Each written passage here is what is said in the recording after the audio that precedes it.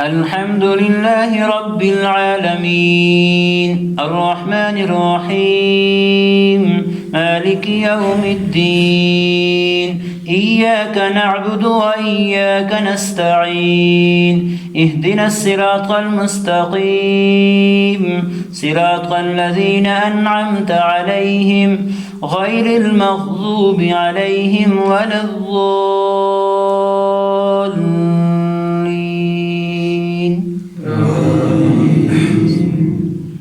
وإلى ثمود أخاهم صالحا قال يا قوم اعبدوا الله ما لكم من إله غيره قد جاءتكم بينة من ربكم هذه ناقة الله لكم آية فذروها تأكل في أرض الله ولا تمسوها بسوء فيأخذكم عذاب أليم. واذكروا إذ جعلكم خلفاء من بعد عاد وبوأكم في الأرض تتخذون من سهولها قصورا وتنحتون الجبال بيوتا فاذكروا آلاء الله ولا تعثوا في الأرض مفسدين. قال الملأ الذين استكبروا من قومه للذين استضعفوا لمن آمن منهم أتعلمون أن صالحا مرسل من ربه قالوا إنا بما أرسل به مؤمنون.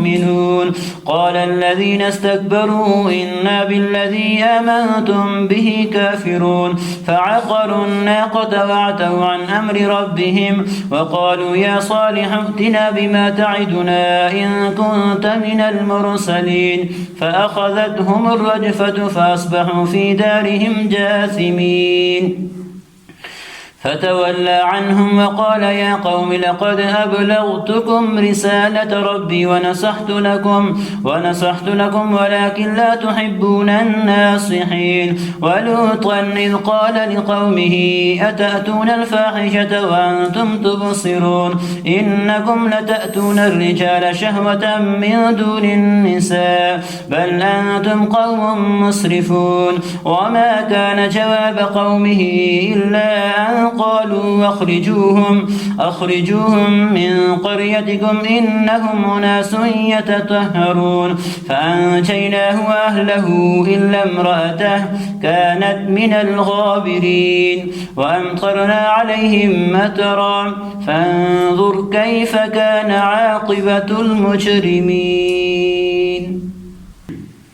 وإلى مدين أخاهم شعيبا قال يا قوم اعبدوا الله ما لكم من إله غيره قد جاءتكم بينة من ربكم فأوفوا الكيل والميزان ولا تبخسوا الناس أشياءهم ولا تفسدوا في الأرض بعد إصلاحها ذلكم خير لكم إن كنتم مؤمنين. ولا تقعدوا بكل صراط توعدون وتصدون عن سبيل الله من آمن به وتبغونها عوجا. واذكروا إذ كنتم قليلا فكثركم وانظروا كيف كان عاقبة المفسدين. وإن كانت طائفة منكم آمنوا بالذي أرسلت به وطائفة لم يؤمنوا فاصبروا حتى يحكم الله بيننا وهو خير الحاكمين.